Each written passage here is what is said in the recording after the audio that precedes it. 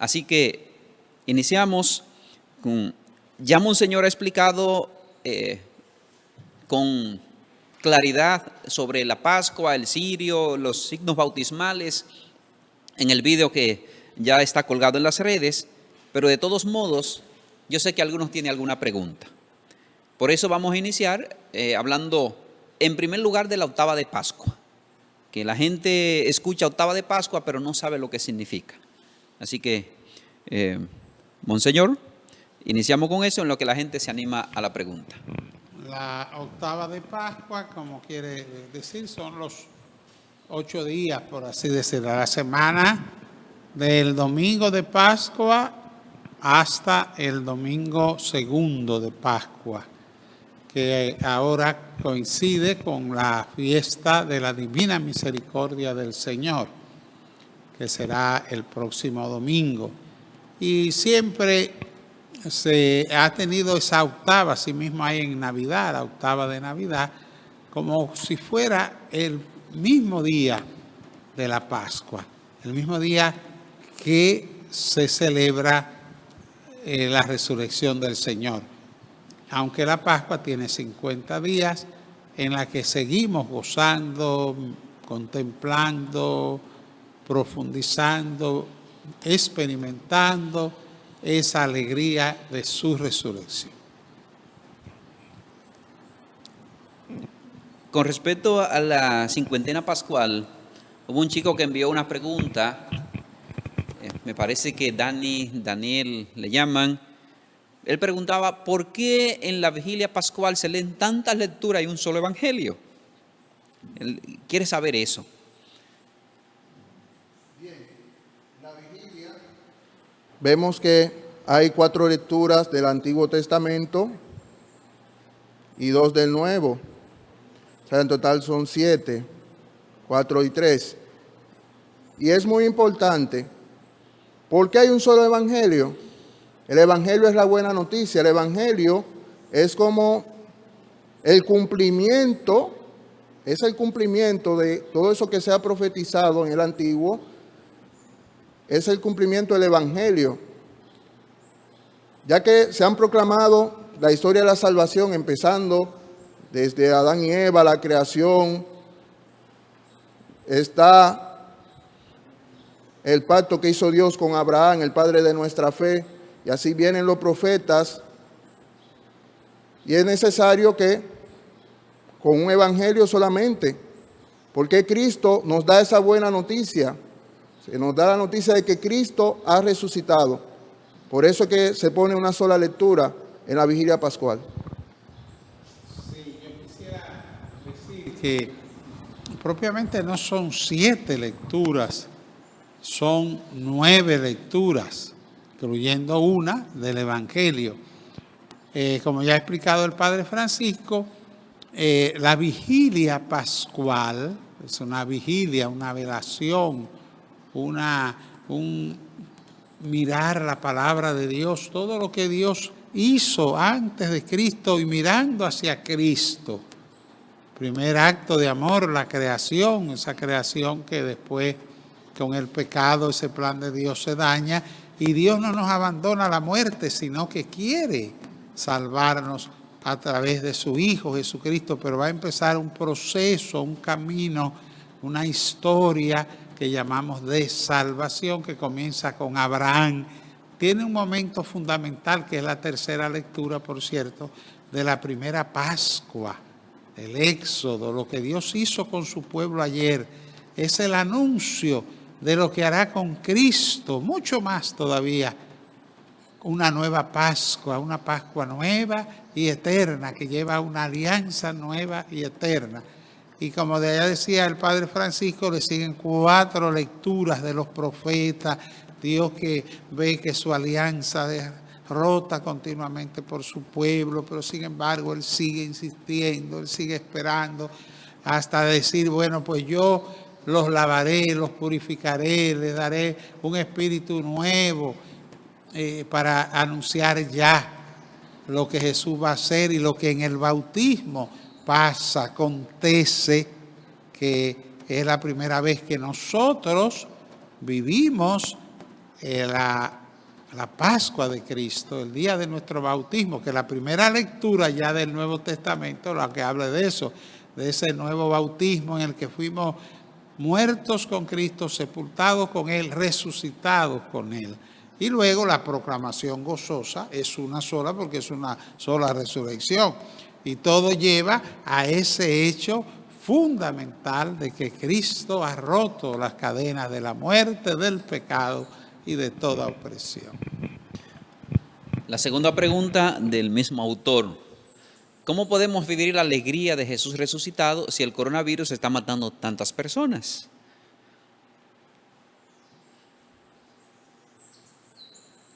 Cristo ha resucitado y Él con la resurrección ha destruido toda muerte, todo pecado, toda enfermedad.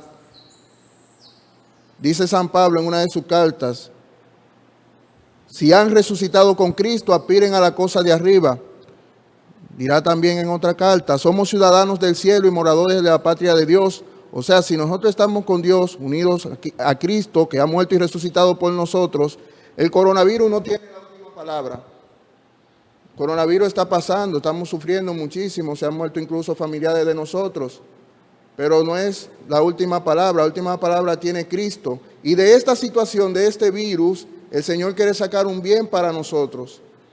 Por eso, como Jesús está vivo, Él nos quiere dar su vida y quiere que estemos unidos a Él. Por eso Él ha resucitado por nosotros, para darnos una vida y una vida en abundancia.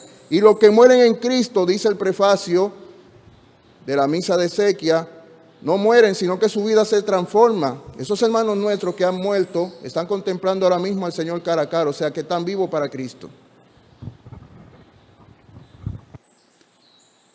La tercera pregunta: ¿por qué razón la Pascua durará solo 50 días si Jesús seguirá vivo? Bueno, buena pregunta. Como ya dijimos, es bueno que pregunten todas sus dudas para que podamos vivir un cristianismo auténtico. Monseñor.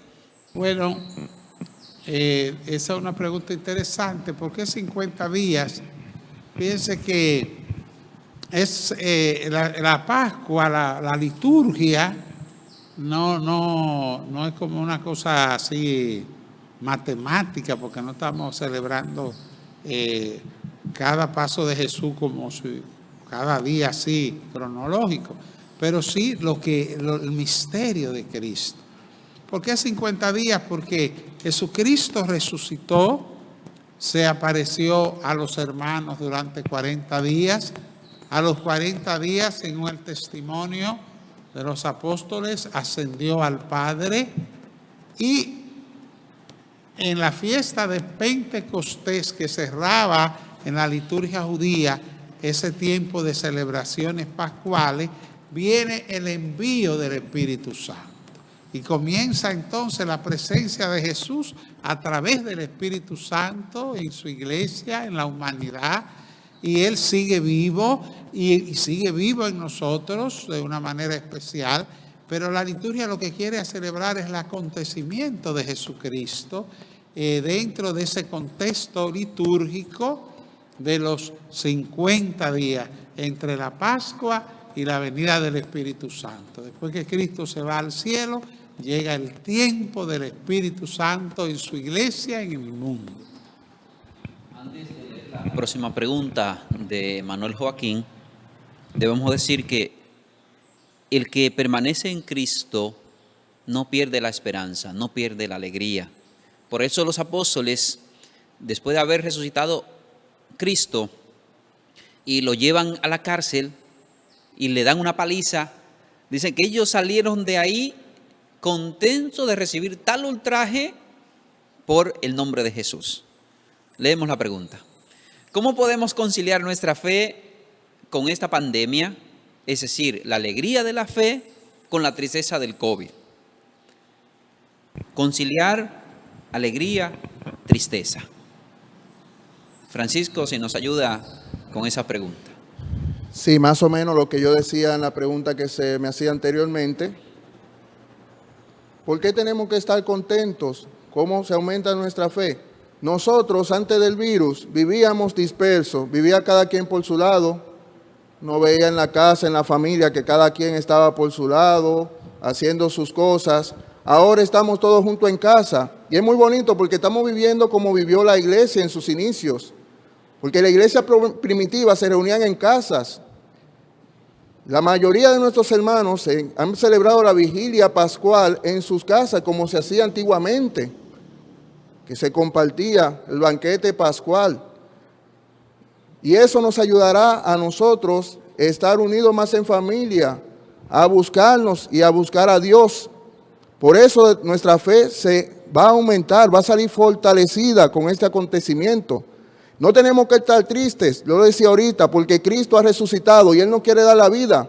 Aunque estemos trancados, aunque tengamos que cumplir todas estas prescripciones que han dado nuestros gobiernos, pero debemos de estar contentos y alegres, porque esto, hermanos, un día pasará.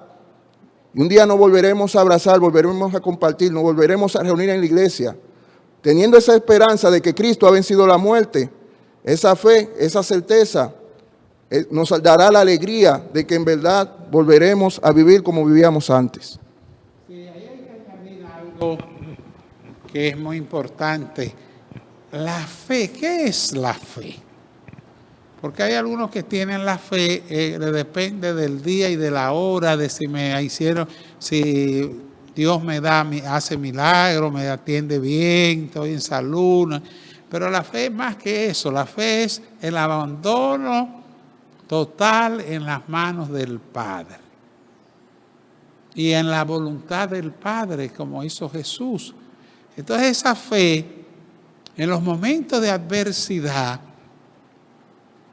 no lo podemos entender muchas veces, como Jesús mismo le dijo al Padre, haz que pase este cáliz de amargura, pero no se haga lo que yo quiero, sino lo que tú quieres, Padre.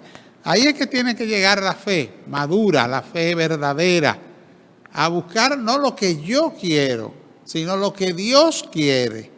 Entonces, por eso, la fe no depende de que si hay un tiempo de cuarentena, o no es de cuarentena, que estoy contento, que me ya esté viendo bien o mal, sino que yo estoy en las manos del Padre, para que el Padre haga conmigo lo que quiera. Además, la fe, esa confianza en el amor de Dios y en el poder de Dios nos lleva a la esperanza. Dios tiene poder sobre la enfermedad, sobre el pecado, sobre la muerte. La fe nos hace trascender hasta sobre eso, ¿no? Que alguno puede decir, y los que han perdido los seres queridos, entonces ahora van a perder la fe. Pues no tenían mucha. Ahora es que esa fe tiene valor, porque esa fe te dice que Jesús ha resucitado y que la muerte ya no tiene poder sobre nosotros, y que aquellos que han muerto en este tiempo de la pandemia, pues ahora viven con Dios, resucitan con Él. Si no tuviéramos fe, sí tenía que haber una tristeza hondísima y desesperante, porque el muerto con tierra tiene, ya se fue, ya se perdió, ya no lo tenemos. Pero la fe nos dice todo lo contrario y nos fortalece en estos momentos. La próxima pregunta se responde facilísimo. Manuel Joaquín, ¿son esos 50 días un periodo de preparación? No, no es preparación, es celebración. La cuaresma sí era preparación a la Pascua. Así que son 50 días de fiesta, no de preparación. Así que, Manuel, anótalo, porque es fiesta. Obviamente, esta pandemia nos lleva como a olvidarnos de la fiesta, pero es una fiesta con el resucitado, sentir la alegría que te da Jesús, que me da Jesús, de haber experimentado un encuentro con Él, como hicieron los discípulos de Emaús. No entendían, pero cuando entendieron en la fracción del pan que era Jesús, salieron contentos de vuelta de donde se habían huido. Génova Mejía pregunta, por favor aclarar la diferencia entre la Pascua y la Navidad, porque muchas personas le dicen Pascua a la Navidad. Eso es una tradición antigua de llamar a la Navidad la Pascua. La Navidad es la Navidad, celebramos el nacimiento de Jesús, su encarnación, su entrada en la humanidad para salvarnos. La Pascua es la Pascua, el paso de la muerte a la vida. Antiguamente se hablaba de 3 Pascuas: la Pascua de la Navidad, la Pascua de Florida, porque había muchas flores siempre en la primavera, la Pascua Florida o de Resurrección, y algunos llegaban hasta decir la Pascua de Pentecostés, porque hay un paso, la palabra Pascua es paso, con la venida del Espíritu Santo hay un paso grande, que también es un paso para la iglesia que está ahora llamada a ser presente a Jesús en el mundo. Pero en el Concilio Vaticano II se quiso que en la liturgia los conceptos, las palabras, cada una se le dé su sitio y no se confundan. La Navidad es Navidad, la Pascua es la Pascua de Resurrección, Pentecostés es la venida del Espíritu Santo. La próxima pregunta: ¿por qué en la noche de la vigilia se celebran los bautizos de los catecúmenos? Francisco, que como buen catecúmeno podrá responder eso con propiedad. Bien, en esta noche se celebran los bautismos de los catecúmenos porque ya desde los inicios de la iglesia, la vigilia pascual era celebrada por el obispo. Entonces, durante el tiempo de Cuaresma, estaba lo que era el tiempo de preparación ya próximo de los catecúmenos. El catecumenado duraba de 2 a 3 años antiguamente en la iglesia primitiva. Entonces, durante la Cuaresma venían lo que eran los escrutinios.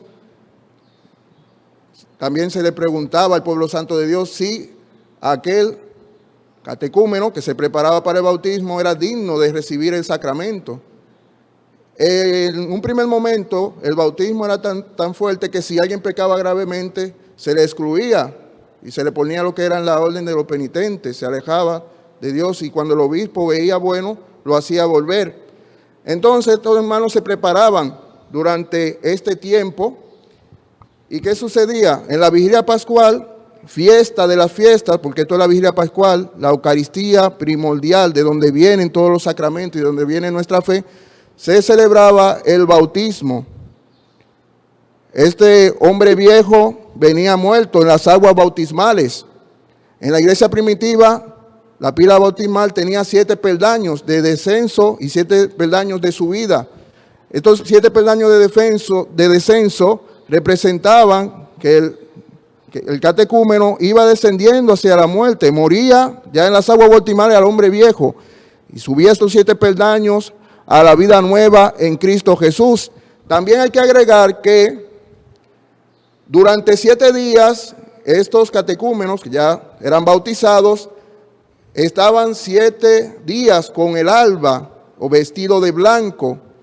Por eso esta semana que estamos viviendo de octava de Pascua es semana in albis, o sea, vestido de blanco, vestido de bautizados. Y luego de la semana in albis, el domingo, el segundo domingo de Pascua, el domingo de la octava de Pascua, es el domingo de ponendis albis, en el que se quitan las albas. O sea, por eso estos hermanos eran bautizados el día de la vigilia pascual. Es importante descubrir que el Concilio Vaticano II restauró en la iglesia lo que se llama el catecumenado de adultos y de jóvenes y de niños en edad catequística, es decir, de 7 años para adelante, que tienen que hacer ese proceso. Y de hecho, el bautismo no se da en un solo día, como ahora hacemos con los niños, que ahí se van todos los ritos en una sola celebración, en 1 hora o 2. Pero ya la iglesia lo ha restaurado, el adulto, el joven, el niño en edad catequística, sobre todo en este tiempo de Cuaresma, se le va dando el bautismo poco a poco, hasta la noche de la Pascua. Hay muchas parroquias que todavía no han entrado en eso, o si entraron se devolvieron, y entonces bautizan adultos y niños, todos revolteados. Hasta se manda en la liturgia que los bautismos de niños sean separados de los adultos y para que se haga todo el proceso como va. Primero de preparación, no sacochando gente para ser bautizado. Un tiempo de 2 o 3 años mínimo de formación, de fe. Aquí Sor Paulina, cuando yo estuve por aquí la primera vez, teníamos una escuela de catequesis y se duraban 2 años para poderse bautizar un muchacho, pero hacíamos todo el ritual. Ahí no pasaba uno sin todos sus pasos, que la comunidad lo acompaña. Por eso hay que volver al ritual. Y el día de la Pascua era el día de los bautismos, porque es que ese día que uno nace con Cristo y resucita con Él, es el día del bautismo. Y de hecho, en la iglesia primitiva, en las pequeñas comunidades, solamente se bautizaba la noche de la Pascua, porque ese es el día de la resurrección, el día bautismal. También, como decía el padre Faustino al principio, yo soy del camino neocatecumenal, Seminario Redentoris Mater. En el camino neocatecumenal lo que hacemos es revivir eso que recibimos de pequeño, nuestro bautismo. Se nos van dando la catequesis ya que no entendimos porque estábamos pequeños, fuimos bautizados todos de pequeños. Y el camino neocatecumenal es, como dice Monseñor Lorenzo, revivir nuestro bautismo. Como decía Monseñor, en el Concilio Vaticano II nos ha dado esta gracia de volver a vivir nuestro bautismo. Junto con nuestro bautismo, hay que decir que es muy importante, con el Concilio Vaticano II volvemos lo que es a celebrar la Vigilia Pascual, que es el centro de la vida litúrgica de la Iglesia y de todos los sacramentos. Y ese mismo proceso catecumenal por etapas es lo que se quiere vivir en la misión. Las comunidades que nacen de la misión por etapas van viviendo, porque uno, como decía Francisco, como niño recibió pues la fe de sus padres, pero no fue formado en la fe. Entonces ahora pues hay que empatarla. Si no lo tuvimos antes, pero hay que tenerlo. Por eso Aparecida se quejaba de que en América Latina hay muchos bautizados, pero pocos iniciados en la fe. Entonces por eso la Iglesia ha establecido este proceso catecumenal para jóvenes, adolescentes y también en el mismo catecismo de niños se sigue el proceso catecumenal por etapas para llegar a una fe más auténtica. Bien, es una pena que, bueno, en la celebración eucarística teníamos 165 personas en línea y a estas alturas ha bajado. Parece que poca gente le gusta saber. El que no le interesa aprender se queda en la ignorancia y después ese es el que sale corriendo de la iglesia ante cualquier brisita, porque sale corriendo porque no conoce. Le agradecemos a los que permanecen en línea. Me parece que unas 100 personas todavía están en línea con nosotros. A eso le agradecemos y que compartan eso para que le llegue a los que salieron corriendo. Pregunta Victoriana: ¿aún prevalece la creencia de que los discípulos robaron el cuerpo de Jesús? Bueno, algunos, ya lo dice el Evangelio de Juan, que los romanos le dijeron a los guardias y las autoridades religiosas judías que dijeran que fue que se les robaron el cuerpo de Jesús, que no resucitó, sino que se lo robaron. Y termina diciendo el apóstol, y hay todavía algunos que hasta hoy día se lo creen. Bueno, y hay algunos que ni creen, es decir que hay algunos que creen en Jesús, les gustan sus enseñanzas como maestro, como un gurú, como dicen ahora, pero no quieren aceptar que resucitó. Eso es un asunto de fe y de gracia de Dios que le da a la persona poder creer que Jesús está vivo, que ha resucitado. Otros van a decir muchísimas cosas diferentes, que eso es una locura, pero los que tenemos la gracia de tener fe en Jesús, lo proclamamos con alegría. Y San Juan decía que a dónde se le ve a una gente que ha pasado de la muerte a la vida con Cristo, en que ama a sus hermanos. En la medida en que nosotros amamos a los hermanos, expresamos que Jesús está vivo y expresamos que Él vive y que Él quiere vivir en el corazón de la gente. La próxima pregunta es bastante trascendente.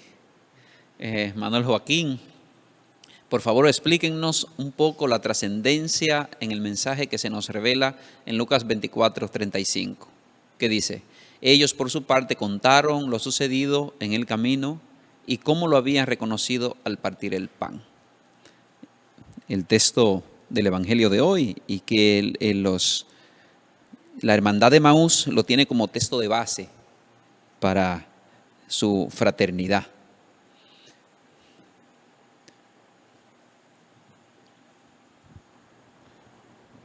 Bien, este texto, este versículo de Lucas, capítulo 24, 35, es muy importante.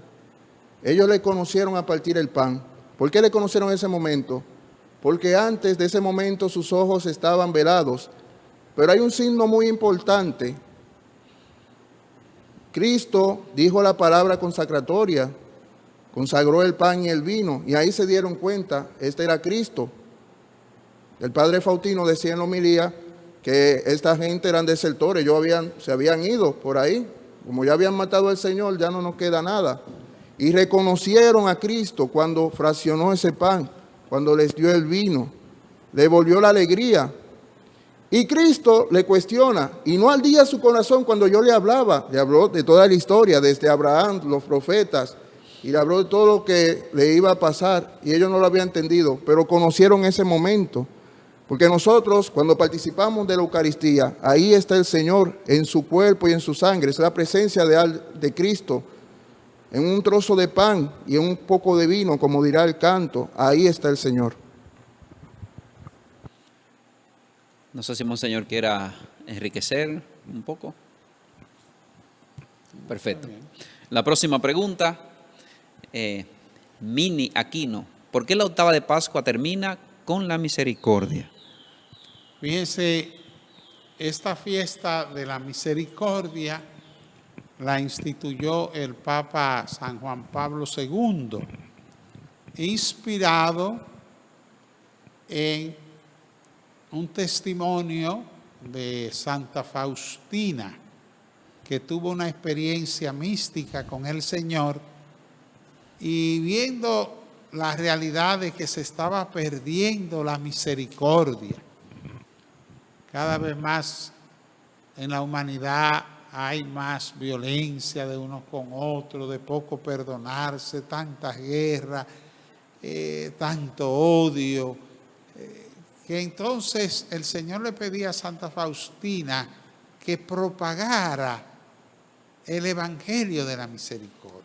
Papa Juan Pablo II, que era polaco, conoció mucho esa espiritualidad de la Santa Faustina y quiso poner a la iglesia entera a contemplar la divina misericordia que brota del corazón traspasado de Jesús, que emanó sangre y agua. Y desde también sale el don del Espíritu Santo. ¿Y qué mejor que en la Pascua? Porque ¿dónde se ha manifestado más la misericordia de Dios? Que en ese regalo de Jesucristo, muerto y resucitado, que por nosotros murió, pero por nosotros resucitó para concedernos el perdón de los pecados, para concedernos la libertad de la muerte, para concedernos la libertad de toda opresión y de toda atadura. Es bueno tener en cuenta que la divina misericordia no es un santo o una santa, es la divina misericordia del Señor. Porque algunos de una vez, como hay una imagen bonita de Jesús misericordioso, de una vez pues agarran y creen que eso es como otro santo. No, no es otro santo, es una expresión del amor de Dios manifestado en Jesucristo, en su divina misericordia. No hay mayor misericordia que Dios pudo tener que regalándonos a su Hijo. Tanto amó Dios al mundo que entregó su Hijo al mundo para su salvación. Entonces, por eso el Papa la quiso incluir terminada la segunda semana, empezando la segunda semana de Pascua, terminada la octava. Y por eso en este domingo, aquí en el país es muy popular, también en nuestra vicaría hay una Casa de la Misericordia en Peralvillo, casi llegando a la Cuava, y sobre todo en la capital está la Casita de la Misericordia, que los años anteriores, este año por la situación que estamos, se reúnen de 25 a 30 mil personas venidas de todo el país. De manera que ese es el sentido por qué se celebra ese día la Divina Misericordia. Le agradecemos a las personas de la ciudad que nos siguen, María Mercedes, que saluda al Padre Francisco, a Miledis Pérez de la parroquia San Juan Evangelista, que está activa siguiendo las enseñanzas desde la parroquia San Juan Bautista y Santuario Santo Cristo de los Milagros. También Julián de la Cruz, también vive en Santo Domingo. Por amor, bueno, en honor a la misericordia, le vamos a responder esta pregunta, porque la pregunta es sobre la cincuentena pascual y pregunta sobre la cuaresma, ¿verdad? Describir, por favor, a qué nos invita la cuaresma y desde cuándo se instauró. La cuaresma es un tiempo de conversión en el que la iglesia nos prepara para vivir la Pascua. Y es curioso porque la cuaresma vino después de la Pascua. Primero se celebraba el acontecimiento de la Pascua en los primeros siglos de la iglesia y luego a esta Pascua, a este tiempo de alegría, de fiesta, en que celebramos la gloriosa resurrección de nuestro Señor Jesucristo, había que ponerle un tiempo preparativo. Este tiempo de cuaresma, en que la iglesia nos llama a través del ayuno, la oración y la penitencia a volver hacia el Señor. Dice el profeta Oseas, el capítulo 2, versículo 6, te llevaré al desierto, y te hablaré al corazón. En ese desierto de la cuaresma, el Señor nos prepara. Vemos también que el primer domingo de cuaresma, el domingo de la tentación, Cristo es llevado al desierto y es tentado por el diablo. Con estas tres tentaciones, las tres tentaciones que nosotros siempre tenemos, para prepararse, para combatir en estos 40 días de desierto, y luego para dar su vida por todos nosotros. Y así como Cristo ha dado su vida por nosotros, nosotros también tenemos que prepararnos a la vida por Él. Por eso la cuaresma es un tiempo de conversión, de volvernos al Señor para poder resucitar con Él en la Pascua. Dice Victoriana, la aparición del virus ha servido para que las personas escudriñen la palabra de Dios en el Viejo Testamento, o sea, que las personas se han interesado en conocer más a Dios. Bueno, es una pregunta que hace Victoriana, pero podríamos tomarla como una afirmación. Sí, yo creo que es muy importante lo que ella dice de escudriñar la palabra de Dios, que es escarbar, sacarle el jugo, entrar en su sentido más verdadero. Fíjese, el Antiguo Testamento es muy importante leerlo porque nos va anunciando lo que va a pasar en Jesús. Pero los cristianos leemos el Antiguo Testamento con los ojos de Jesús. Es decir, no vemos el Antiguo Testamento como Antiguo Testamento, sino mirando lo que en ese Antiguo Testamento nos hacen ya mirar de Jesús.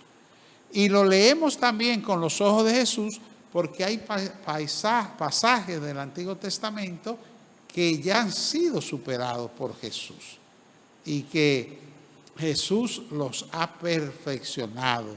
Como él mismo lo dijo, yo no vine a quitar la ley y los profetas, sino a perfeccionarlos, a completarlos, a ponerle el punto sobre la I, como diríamos en dominicano. Y por eso hay que leerlo desde los ojos de Jesús. Y yo les aconsejo mucho que aprovechen también de leer ahora en estos tiempos de Pascua el libro de los Hechos de los Apóstoles, que es como una guía para uno entender y vivir la Pascua. Ustedes saben que ahora en los carros, la mayoría de la gente en los teléfonos tiene el GPS, como le dicen, un aparatico que va diciendo, un programa, una aplicación, coja por aquí, vaya por allí, está casi llegando, no ha llegado, llegó, lo va uno llevando. Los hechos de los apóstoles nos van llevando en ese camino del resucitado, sobre todo desde la vivencia de la iglesia que nace, movida por Jesús y inspirada por el Espíritu de Jesús, el Espíritu Santo. Agradecemos a Victoria, que está con nosotros desde Sonador de Bonao, la parroquia Santo Cura de Ars, para que vean que nosotros hacemos el programa desde Vallaguana, pero es para todos los que se han motivado a aprender sobre ese tema de la cincuentena pascual, y que a veces no se celebra bien porque no se comprende. Bueno, Julián de la Cruz, la nueva pregunta de Julián. Nos gusta este método de enseñanza, ojalá y se impartan de ahora en adelante catecismo por esta vía, como nos enseñaron cuando éramos pequeños, para que nuestros hijos, nietos, lo conozcan más de Jesús. Bueno, eso es, ya el equipo técnico ha estado forzando con la idea para que se haga más a menudo, y le vamos a tomar la palabra porque la voz populi, voz dei, decían los romanos, ¿verdad? La voz del pueblo es la voz de Dios, y el que desobedece la voz del pueblo, desobedece la voz de Dios, siempre y cuando el pueblo no esté en un error. Elena Carreras, desde Vallaguana.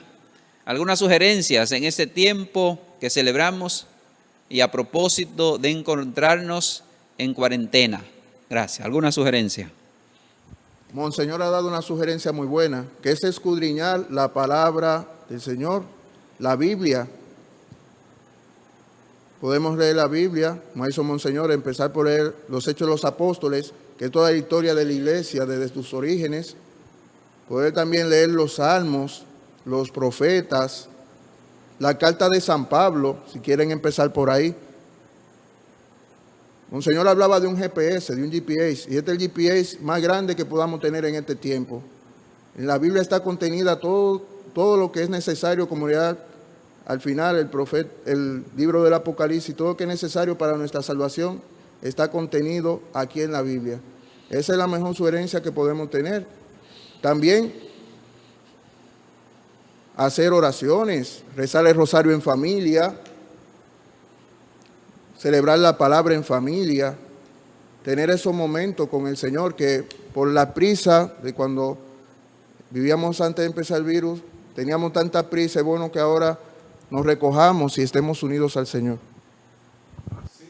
Muy importante tener en cuenta en este tiempo de Pascua hacer algunas celebraciones pascuales. Por ejemplo, es muy bonito el tener el cirio en su casa, un velón grande, bonito, y se le adorna con una imagen del resucitado, prenderlo cuando se va a hacer la oración. También en este tiempo se reza 3 veces al día el Regina Coeli, la Reina del Cielo, que es una oración muy bonita, con María felicitándola porque su hijo ha resucitado. También se pueden hacer juegos bíblicos en la misma computadora con los hijos de ustedes. Ustedes pueden buscar juegos bíblicos. Y eso hay juegos de todos los tipos desde la Biblia que lo llevan a uno a jugar y a aprender las escrituras. Así que hay muchas posibilidades. Hay textos bíblicos también que son novelas. Ahí tienen ustedes, por ejemplo, la historia de José en el Génesis, del capítulo 32 al 50. Es una historia lindísima, leída en familia, sacándole el mensaje. Y así los hechos de los apóstoles, los evangelios, dramatizar los evangelios.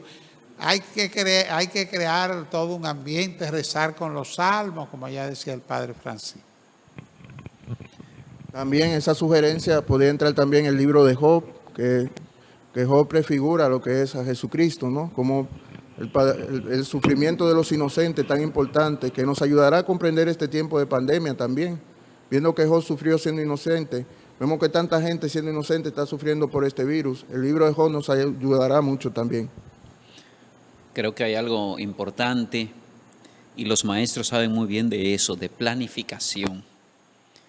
Planificarse, organizarse, programarse, programar las horas del día, los 7 días a la semana, leer un libro, esta parte de la Biblia, pero también nutrirse, soltar 1 hora sin celular, 1 hora sin televisión, por ejemplo, porque podríamos bien leer la Biblia y leerla también desde el celular, pero manosear la Biblia que tenemos en la casa.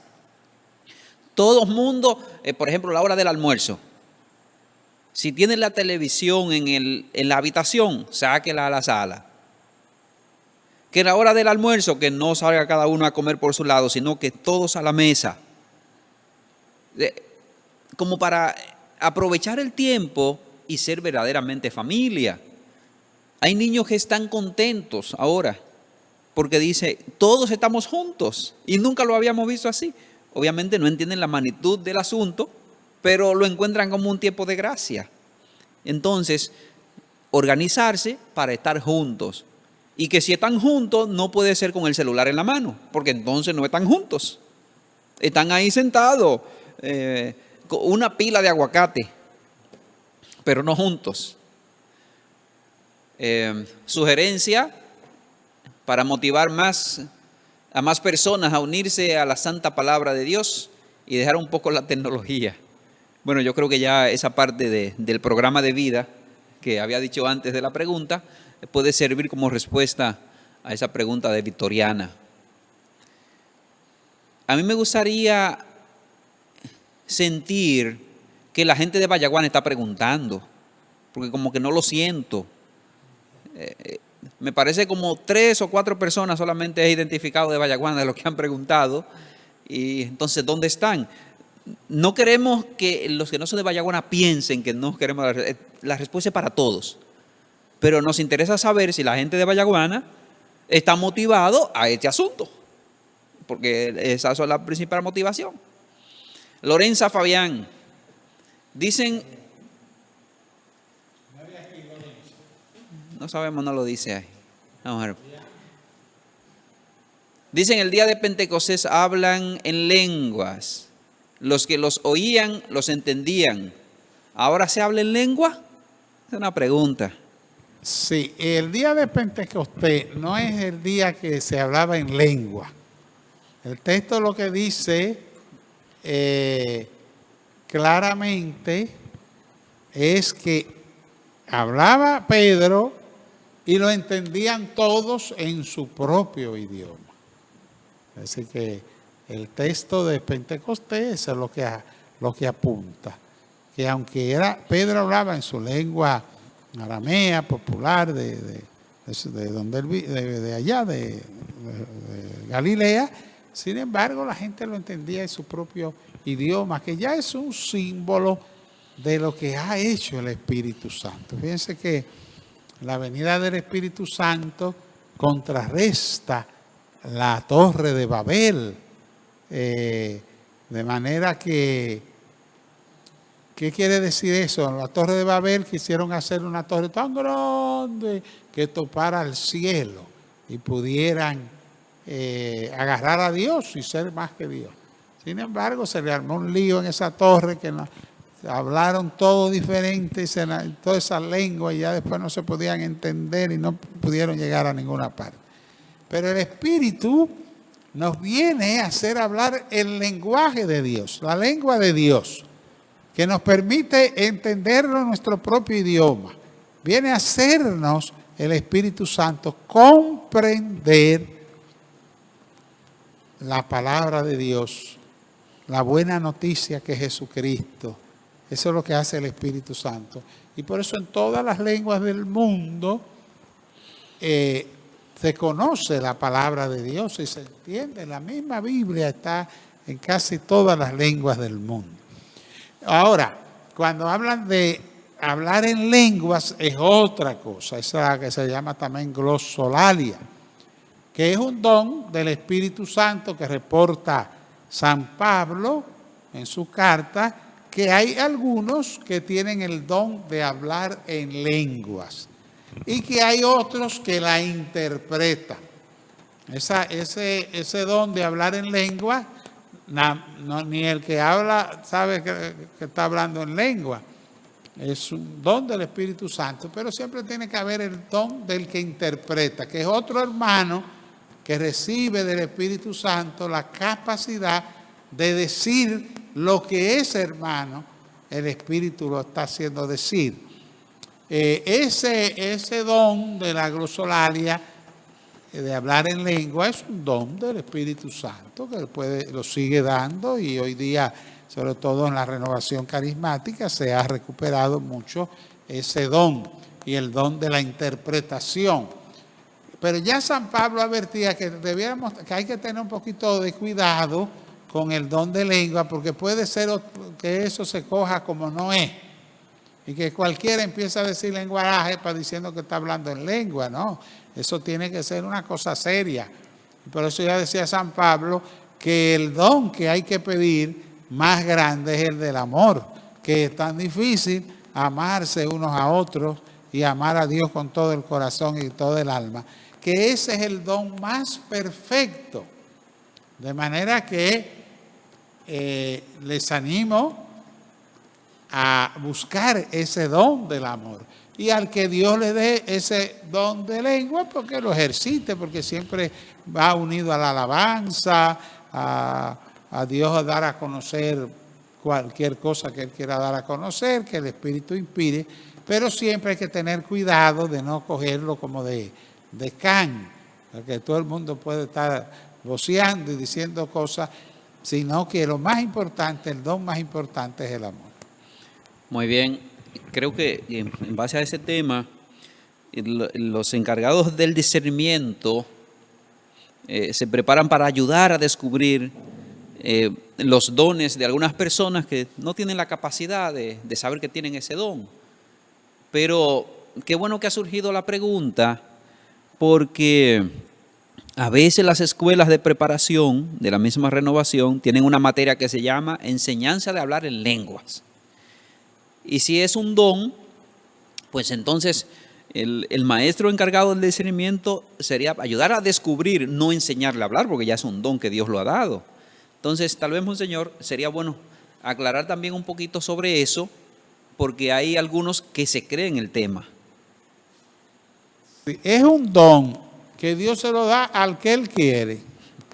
Tal vez, yo no sé si hay esa materia, como dice el Padre, tal vez no será para enseñar a hablar en lengua, sino para conocer el don de lengua, que es diferente. Uno puede profundizar en el don de lengua.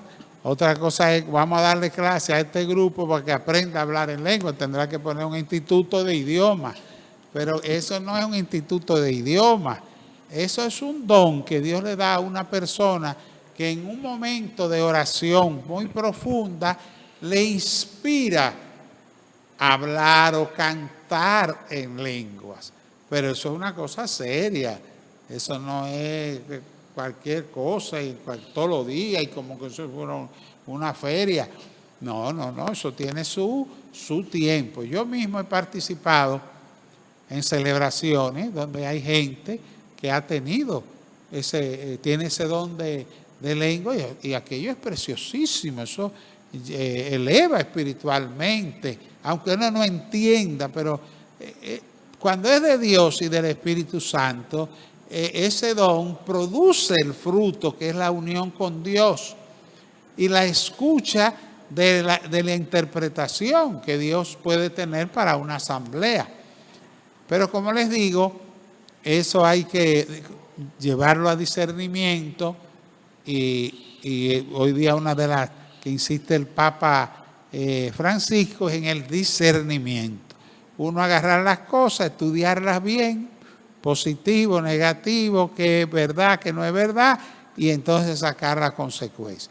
Y lo mismo, hermanos, de la renovación, que es donde más se desarrolla ese don, porque lo cultivan, pues tienen que tener discernimiento. Cualquier gallo loco o gallina loca empieza a vocear cosas y a decir cosas y es como un relajo o una cosa sin sentido, pues tienen que ayudarlo a ponerlo en su sitio y a orar su don y a ver si es verdadero don o es figureo, alboroto, lo que sea. Pero el Señor da sus dones y hay que también respetar que Dios los da.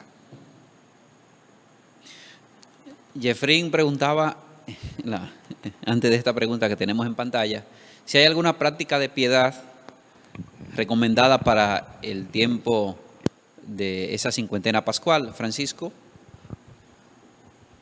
Pueden ser varias. Ya Monseñor hablaba de este tiempo.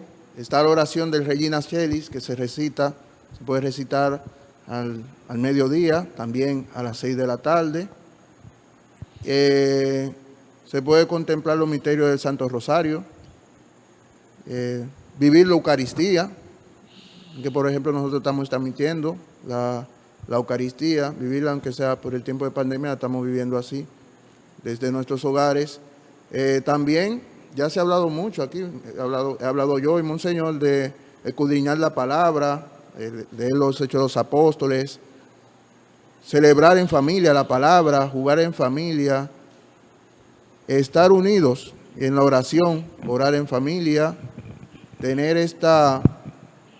dejar de vivir para nosotros mismos y vivir para los demás, sobre todo con nuestra familia en nuestros hogares. Quiero hacer una acotación ahí. Tenemos el cirio pascual en el fondo como centro de esta cincuentena pascual, Cristo resucitado, y en las comunidades, cada comunidad que tiene su cirio, a los que no le ha llegado por el momento lo están esperando, pero una práctica muy bonita como práctica de piedad es ir con el cirio, llevándolo a las casas, es decir, llevándole a Cristo resucitado a través, ese cirio encendido simboliza a Cristo resucitado que ha llegado a tu casa, que ha llegado a tu familia.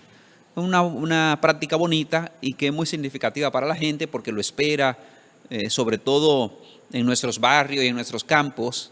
Ya la gente espera esto como vivencia de fe. Mariana Francisco tenía una pregunta por ahí, me la quitaron.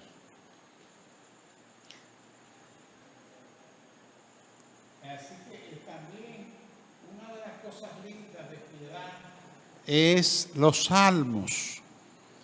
Los que tienen internet pueden buscar, por ejemplo, la oración de la mañana se llama laudes. Usted pone en el ordenador laudes del jueves de la octava pascual y ahí le salen una cantidad de enlaces, link como le dicen en inglés, y uno lo pincha y entonces le sale los salmos que tocan, las oraciones que hay que hacer. Eso es muy bonito y hacerlo en familia. Y si usted quiere rezar en la tardecita, pues pone vísperas. Entonces ahí usted tiene muchísimos, los 3 salmos, cánticos bíblicos. Ahora, esa es la oración de la iglesia. Si usted quiere rezarla en la noche, pone completa del miércoles, ahorita antes de acostarse. Ahí le salen todos los salmos que hay que rezar antes de acostarse. Así que ustedes pueden también, ya que tenemos esos medios, hay algunos que tienen el libro de liturgia de las horas, que lo pueden seguir en el libro. Pero ahora tenemos esa ventaja tecnológica que la hemos aprovechado. Fíjense que una de las gracias de este tiempo de pandemia es esto, que en la iglesia hemos hablado tanto a los sacerdotes, a los laicos, a las monjas. Hay que meterse en los medios de la evangelización por las redes sociales, hay que meterse en la televisión, en la radio. Y son poquísimos los que se animaron. Y ahora está todo el mundo practicando, teniendo celebraciones. Eso está lleno en el Facebook de celebraciones de diferentes parroquias, grupos, oración en las redes. Oiga, eso está lindísimo. Entonces, quiere decir que podemos aprovechar mucho las redes, hay de todo. Hay muchísimas cosas malas en las redes. Si usted quiere ser malo, usted puede hacer unos cursos más buenos de ser malo. Pero si usted quiere unirse más a Dios, eso está lleno de Dios. Entonces aprovechémoslo, gocémoslo, para que en este tiempo de pandemia saquemos eso. Es decir, que hay algunos que dicen, la iglesia ha cerrado sus templos. Ay, ay, ay, pero ahora que esto está bueno, porque ahora es que hay gente conectado con la iglesia. Es decir, ayer me llamaba precisamente el obispo de San Francisco de Macorís, Monseñor Fausto, un gran hermano mío, y que se contagió del virus, está gracias a Dios ya negativo, pero todavía tiene que pasar su tiempo fuerte de cuarentena. Y él me decía que bueno, que ahí en el silencio, en la soledad de no poder estar fuera, pues cuántas cosas él vio en todas las redes, cuántas cosas lindas, cuántas celebraciones. Y así es, y así es. De manera que vamos a aprovechar todos esos medios para crecer en este tiempo de pandemia.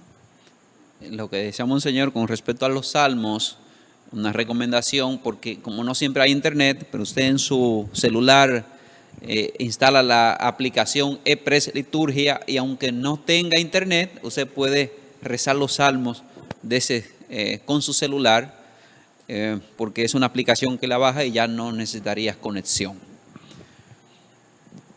Mariana Mercedes pregunta, volviendo al tema del hablar en lengua, dice Mariana de Vallaguana, hay algo que no entiendo, dice Mariana. Se trata de hablar en lengua de la gente de nuestro tiempo, es decir, ciertas manifestaciones que no me convencen. ¿Quisieran aclararme, por favor? O sea, yo creo que ya eso está más que aclarado. Ya he dicho yo que es un don de Dios y si Dios lo da y se lo da a una gente y esa gente lo sabe usar como va, pues es de Dios. Ahora, una cosa es que usted cada rato y como una cosa un relajo, pues es otra cosa. Pero yo creo que lo que hemos explicado ya está bastante.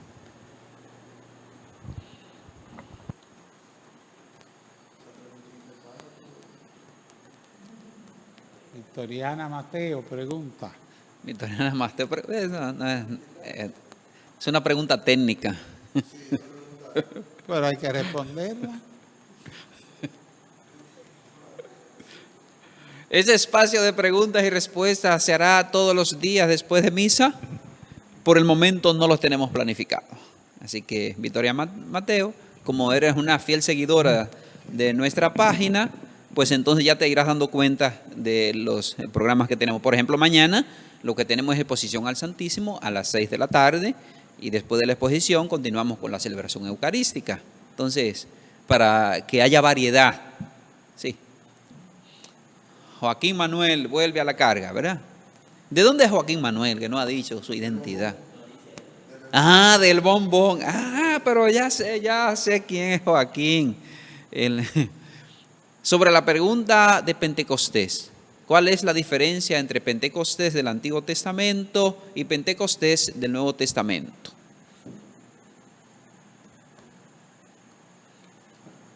Bueno, el Pentecostés del Antiguo Testamento era una fiesta agrícola, una fiesta de las cosechas. Después de haber sembrado, cuando venían la entrega de las primicias de las cosechas, los primeros frutos que se ofrecían a Dios.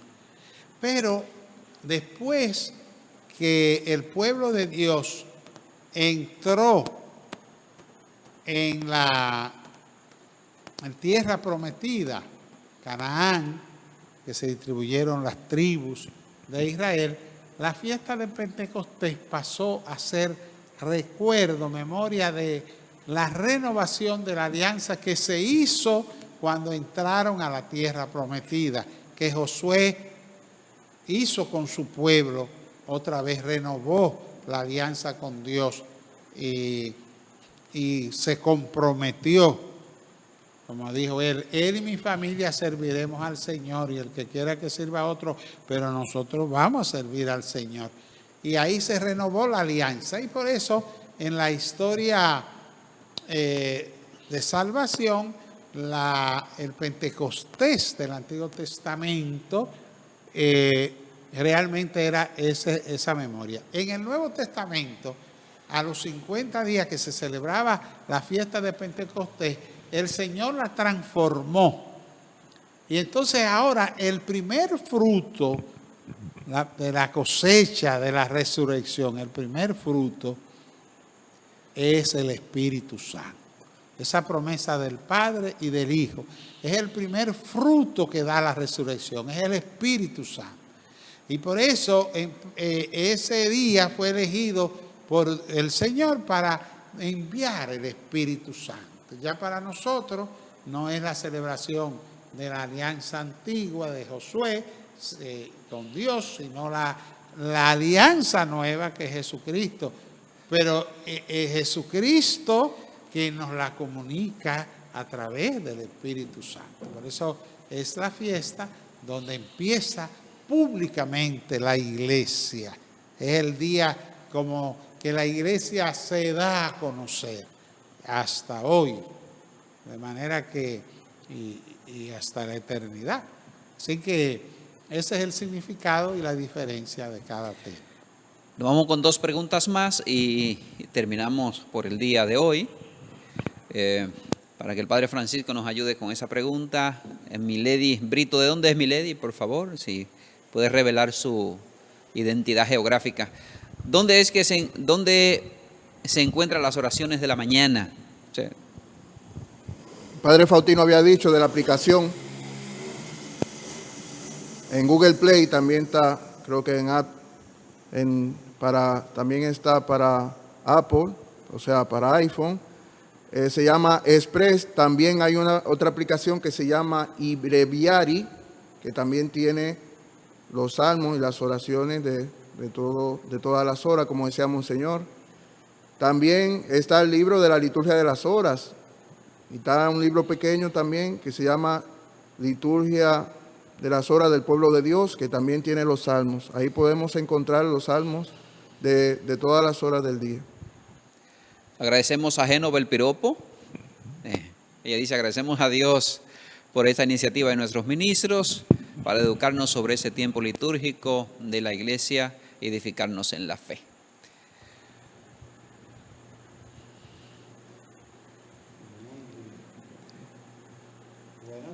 Agradecemos de verdad todo ese agradecimiento y ese interés de seguir creciendo en la fe. Esta última pregunta entonces y le damos la bendición final. ¿Qué fiestas cristianas se celebran durante la Pascua? Bueno, durante la Pascua todo está centrado en Jesucristo, en su resurrección. Como ya hemos dicho, se contempla a Jesús resucitado como la manifestación de la divina misericordia del Señor. Luego habrá otra fiesta que es la ascensión del Señor al cielo en el 7º domingo de Pascua. Y luego la fiesta de Pentecostés del Espíritu Santo que culmina el tiempo pascual. De hecho, son los grandes momentos festivos. Muy bien, agradecemos a todos los que nos han seguido. Esperamos que haya sido fructífero para ustedes y nos encontramos en una próxima entrega. Dios les bendiga mucho. Agradecemos a Monseñor Lorenzo Vargas y al Padre Francisco Antonio Castillo Montilla por la disponibilidad y la respuesta dada a la gente ansiosa de conocer. Muchas gracias, bendiciones al equipo técnico también que ha estado ahí detrás de las cámaras. Muchas bendiciones.